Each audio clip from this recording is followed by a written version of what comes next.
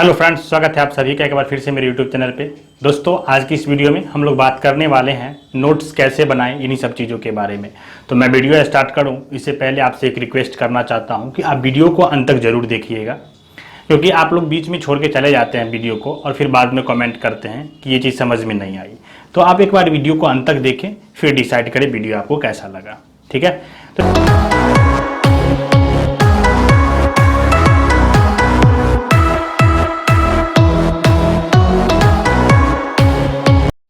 तो चलिए स्टार्ट करते हैं। दोस्तों, नोट्स कैसे बनाना है इसे समझने से पहले हमें यह समझना जरूरी है कि आखिर हमें नोट्स क्यों बनाना है। तो देखिए, नोट्स बनाने के कई फायदे हैं। सबसे जो महत्वपूर्ण फायदा है वो तो ये है कि आपको ये रिवीजन में काफ़ी हेल्पफुल साबित होने वाला है। जैसे कि मान लेते हैं, अभी आप कोई भी सब्जेक्ट एक उठा लीजिए, आप अपने सिलेबस के अकॉर्डिंग देखिए। आपका सिलेबस अगर 2 या 3 पेज का होगा, मैक्सिमम 2 पेज या 3 पेज का अगर मैक्सिमम आपका सिलेबस है, तो उसके अकॉर्डिंग आपका बुक जो होगा 250 से 300 पेज का होगा।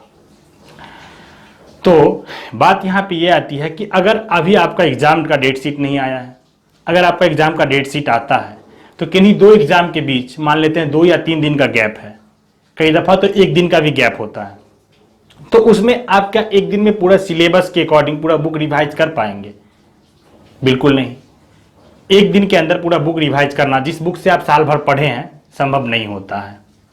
तो वैसे में क्या होता है कि अब जब हम एग्जाम दे के आते हैं, पेपर करके आते हैं, तो कई चीज़ें होती हैं जो क्वेश्चन घर पे मिलाते हैं तो पता चलता है इस चीज़ को हम पढ़े थे, लेकिन उस वक्त याद ना होने के कारण थोड़ा सा मिस हो गया, जिसके कारण ये क्वेश्चन गलत हो गया।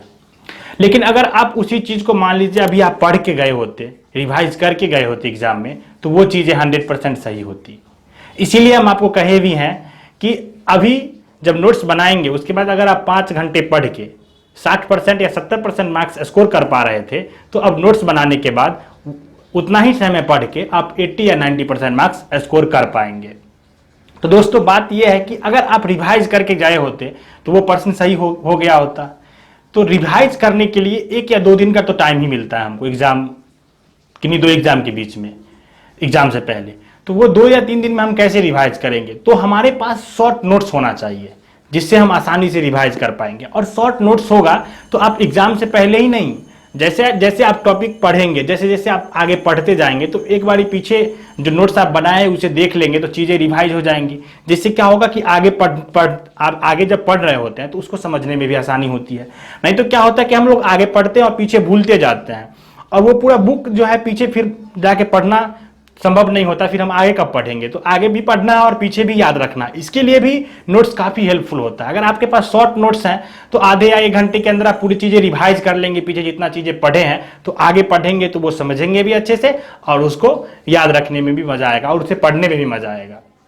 तो इस चीज़ में जो है नोट्स काफ़ी हेल्प करता है। ठीक है। दूसरा फायदा क्या होता है कि नोट्स बनाने का जो प्रक्रिया होता है, अगर आप उसमें भाग लेते हैं, यानी कि आप खुद से नोट्स बनाते हैं, तो वो जो मेहनत आप नोट्स के पीछे कर रहे हैं वो भी आपके पढ़ाई में कहीं ना कहीं जुड़ता है। मतलब आपके स्टडी, आपके प्रिपरेशन टाइम में ही जुड़ता है। आप ऐसा बिल्कुल ना सोचें कि अगर आप अभी नोट्स बना रहे हैं तो आप अपना समय बर्बाद कर रहे हैं, ऐसा बिल्कुल भी नहीं है। अगर आपके पास समय है तो आप नोट्स बनाइए, वो आपके पढ़ाई में ही ऐड होगा। वो जो मेहनत है वो आपके रिजल्ट के साथ जुड़ेगा।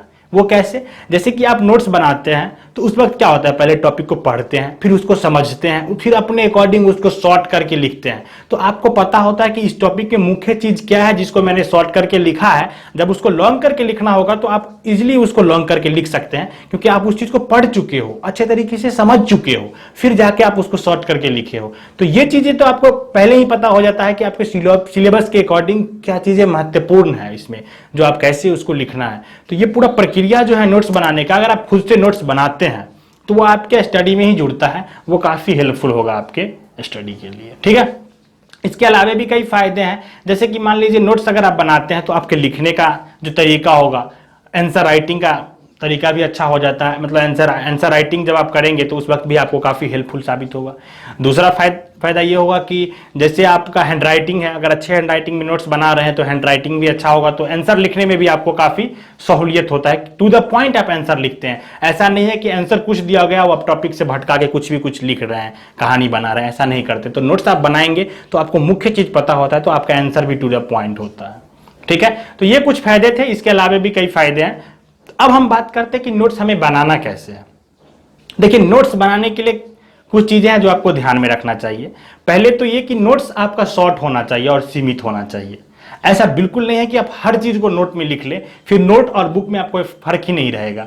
तो आपको नोट्स जो है सीमित लिखना है, जितना आपका जरूरी है, और सिलेबस के अकॉर्डिंग ही नोट्स बनाएं। ये भी चीज ध्यान रखें, आप सिलेबस से हट के नोट्स बिल्कुल भी ना बनाएं। आप सिलेबस को देख लें और प्रीवियस ईयर क्वेश्चन देख लें, उसके अकॉर्डिंग नोट्स बनाएं। जो क्या पर्सन आपके एग्जाम में आते हैं, किस पैटर्न के पर्सन एग्जाम में आ रहे हैं, और आपका सिलेबस कहां तक है, उसके अकॉर्डिंग सिलेबस के दायरा में रह के ही आप नोट्स बनाएं, तो काफी हेल्पफुल साबित होगा ये आपके एग्जाम के लिए। पहली बात। दूसरी बात, नोट्स जब भी आप बनाएं तो सीमित होना चाहिए नोट्स, और शॉर्ट लिखना है। अब बहुत से स्टूडेंट क्या करते हैं कि नोट्स जब बनाते हैं तो वो जो बुक में दिया हुआ है डेरिवेशन, जो भी चीज दिया हुआ है थ्योरी के अकॉर्डिंग, जो भी चीज मतलब डेफिनेशन दिया हुआ है, जो डेरिवेशन दिया हुआ है, टोटल चीजें बुक से उतारने लग जाते हैं। तो मैं उन स्टूडेंट के लिए ये कहना चाहूंगा, तो फिर हमको ये नहीं समझ में आता आप नोट्स बना रहे हैं या बुक लिख रहे हैं। वो चीजें आप उतार रहे हैं सेम टू सेम, तो क्या फायदा। आप वो तो चीजें बुक में है ही, तो आपको लिख के कोई फायदा नहीं होने वाला। तो जब भी आप नोट्स बनाए तो शॉर्ट नोट्स बनाना है, सिर्फ उसमें बुलेट पॉइंट होना चाहिए। जो मुख्य पॉइंट है, जो इंपॉर्टेंट है, उसे ही लिखे। ऐसा नहीं है कि पॉइंट, आप देखिए क्या होता है कि बुक में किसी भी टॉपिक को समझाने के लिए अगर 100 वर्ड का यूज किया गया होता है, तो 100 वर्ड यूज किया गया है, हम एग्जांपल लेके चल रहे हैं, तो उसमें से 20 ही वर्ड होता है जो इंपॉर्टेंट होता है। वो 20 वर्ड को समझाने के लिए, वो 20 वर्ड को कनेक्ट करने के लिए 80 वर्ड लिखा गया होता है। तो हमें वो 20 वर्ड चुनना है, या कभी कभी 30 वर्ड चुनना है, यानी 80 या 20 होगा, या फिर 70-30 का ये फॉर्मूला है। तो वहां से हमको इतना ही वर्ड चुनना है। अब हमको ये पता चल गया कि हमें लिखना कितना है, मतलब बुलेट पॉइंट कैसे लेना, ये समझ गए टॉपिक के अकॉर्डिंग।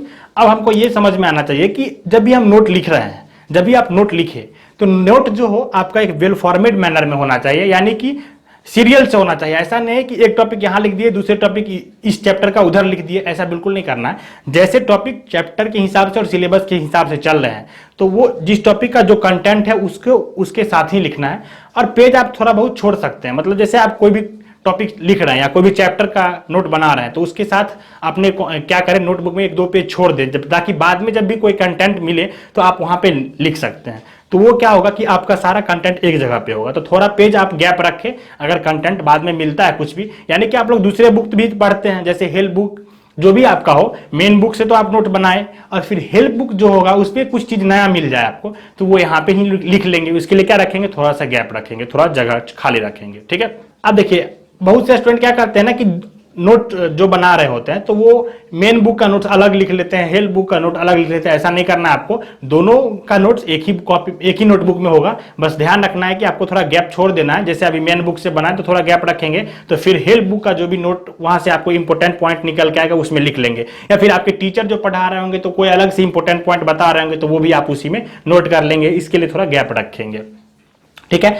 देखिए, नोट लिखने का कई तरीका होता है, मतलब आप जो लिख रहे हैं नोट, मतलब राइटिंग जो आप करेंगे, वो जो जिस स्ट्रक्चर में लिखेंगे उसका कई तरीका होता है। तो अगर आप कहेंगे तो हम उस पर भी वीडियो बना देंगे, तो आप कमेंट में करिएगा, तो हम अलग सभी मेथड पे वीडियो बना देंगे कि इस मेथड के अकॉर्डिंग कैसे नोट लिखा जाता है, इस मेथड के अकॉर्डिंग कैसे नोट लिखा जाता है। फिलहाल आप जैसे लिख रहे हैं वैसे आप लिखें। देखिए, आप नोट जब भी आप बनाएं, जिस भी सब्जेक्ट का बनाएं, तो पहले उस टॉपिक को आप अपने बुक में पढ़ें।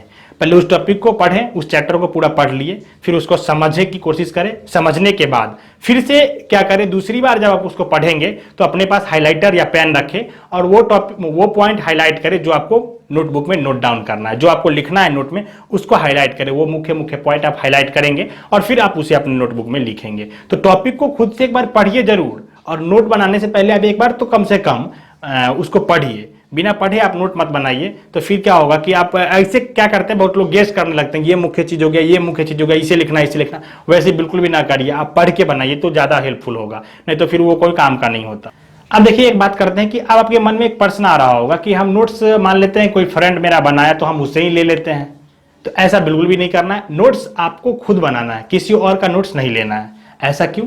ऐसा इसलिए कि आप अपने फ्रेंड का नोट लेंगे तो उनका रिक्वायरमेंट अलग है, उनका समझने का तरीका अलग है। वो नोट्स जो लिखे होंगे वो अपने अकॉर्डिंग लिखे होंगे, उनको किस चीज का जरूरत है, किस चीज का नहीं है, वो अपने अकॉर्डिंग जानते होंगे। अब अभी हमें बनाने के लिए बोला जाए नोट, तो हम अपने जो नोट्स बनाएंगे अपने सब्जेक्ट का, वो अपने अकॉर्डिंग बनाएंगे। अब बेसिक चीजें जो होगा अपने सब्जेक्ट का हम नहीं लिखेंगे, क्योंकि वो हमें आता है।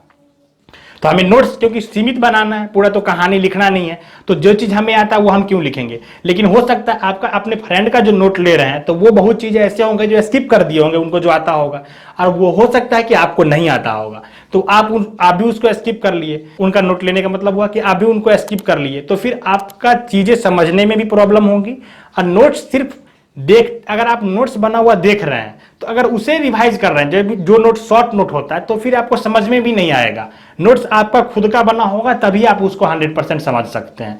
तो ये भी फायदा हो, ये भी चीजें होता है। इसीलिए आप दूसरे का नोट ना ले, बिल्कुल भी ना ले, कोई फायदा नहीं होने वाला। क्योंकि वो जो नोट्स बनाए वो अपने अकॉर्डिंग बनाए, वो उस नोट को खुद समझ सकते हैं, आप नहीं समझ सकते। वो क्या लिखे हैं, उनका रिक्वायरमेंट क्या था, वो किस चीजों को किस तरीके से डिराइव किए हैं। आप अपना नोट्स बनाएंगे तो आप खुद समझेंगे कि आप क्या लिखे हैं, आप किस चीज को किस तरीके से डिराइव किए हैं, क्योंकि आप अपने रिक्वायरमेंट के अकॉर्डिंग बना रहे हैं। आप पहले बुक को पढ़े हैं, फिर आपको जो लगा है कि ये चीजें हमको याद रखना चाहिए, ये चीजें हमको समझ में नहीं आ रहा है, ये चीजें मुख्य है, वो लिखे हैं, वो भी अपने अकॉर्डिंग लिखा है। तो इस चीज को आप समझिए। आप नोट्स कभी भी किसी दूसरे का ना लें, कोई फायदा नहीं होने वाला है।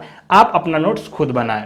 अब देखिए दोस्तों, यहाँ पे क्या होता है कि बहुत सारे स्टूडेंट के मन में ये भी आ रहे होंगे कि वो जब क्लास में पढ़ रहे होते हैं तो वहाँ पे जो उनको टीचर लिखा रहे होते हैं तो वो उनके बारे में सोचते हैं कि वही सिर्फ नोट बनाना होता है। देखिए, वो नोट मेकिंग नहीं है, वो नोट टेकिंग है। वहाँ पे आप नोट ले रहे हैं, नोट बना नहीं रहे आप खुद से। आपके टीचर ने जो बताया, आपके टीचर ने जो लिखा है वो आप लिख रहे हैं, तो वहाँ पे आप नोट टेक कर रहे हैं। तो वो जो आप नोट टेकिंग कर रहे हैं उसको भी आप अपने नोट मेकिंग वाले पार्ट में जोड़ सकते हैं, वहाँ का पॉइंट भी आप उसमें लिख सकते हैं।